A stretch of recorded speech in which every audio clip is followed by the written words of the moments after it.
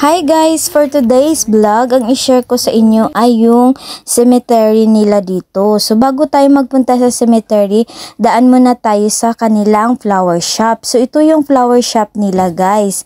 So magbili tayo ng flower para kay Papa ni Denius. So dahil patay na ang Papa ni Denius, magpunta kami doon, magbisita kami para mag-alay ng bulaklak at saka ng candle. So ayan, nakita nyo guys, grabe kaganda ng mga flowers nila dito kasi nga 'di ba tapos na ang winter time. Ganda lang ng time na pagbisita namin dito sa Europe kasi nga ano siya, maraming fruits, maraming mga flower kasi nga hindi na siya nag-snow. So ayan, after natin na magbili ng flower, mag-travel tayo ng 3 hours kasi yung cemetery kung saan na nakalibing si Papa is yung dating bahay nila, sa likod ng dating bahay nila sa subdivision. So ito yung subdivision nila guys. Bago tayo makapunta doon sa cemetery, so pinakita muna nila sa akin yung bahay nila dati. So dito lumaki si Denius guys. Ay ang second floor, dyan yung kwarto niya. Ayan, yan yung dating bahay nila. So sa likod niyan may mga simbahan, may cemetery, may mga park, mga school din dyan sa likod guys. So dyan nag-school si Denius, yung maliit pa siya. So after natin na bisitahin yung dating bahay nila, so diretso na tayo doon sa cemetery. So ayan, so ang kasama namin is si Mama. So meet my mother-in-law.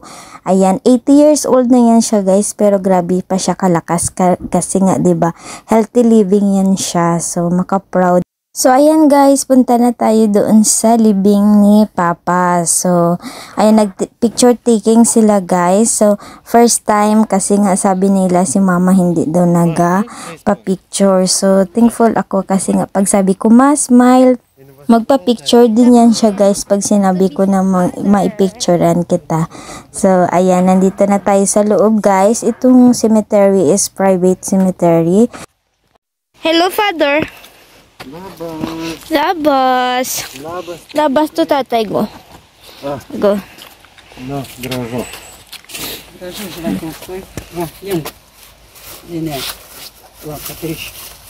Bernutas. Gustavas. Дети твоя ты сопадет. Ты сопадет. Alam nyo ba guys, napakaganda lang ng cemetery nila dito kasi nga 'di ba sa atin all cement ang ginalagay natin. So dito guys, mga flowers ang ginalagay nila, pero malalaman natin pag ang puntod is flowers ang nakalagay, hindi naka-tiles. It means malapit lang ang mga kamag-anak, pero pag naka-tiles medyo malayo. So itong kay Papa, gitiles nila kasi flowers daw ang itanim ni Mama every after winter. Kailangan nila mag-replant kasi nga pag winter time mamamatay yung mga flowers kasi sa snow. So dapat balikan mo siya para mag-replant ka ng flowers. So medyo malayo si Mama, tapos matanda na din siya. So ayan, tiles na lang nila. So ayan guys, nagsindi lang kami ng kandila, tapos nag-prayer saglit, tapos umalis din kami.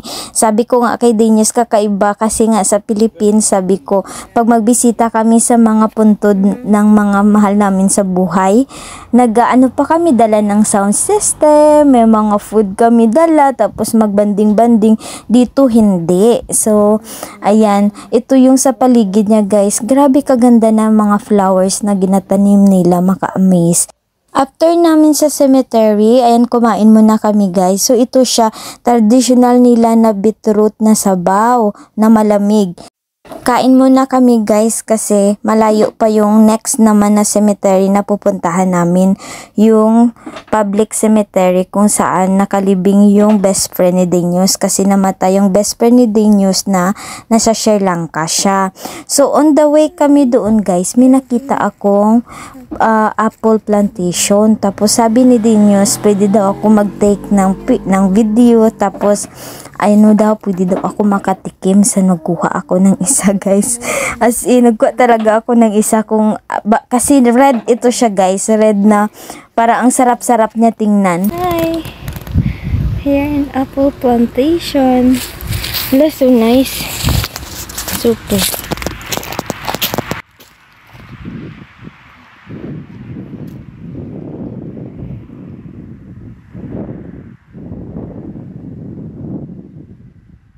Kuha to sang isa. Yan.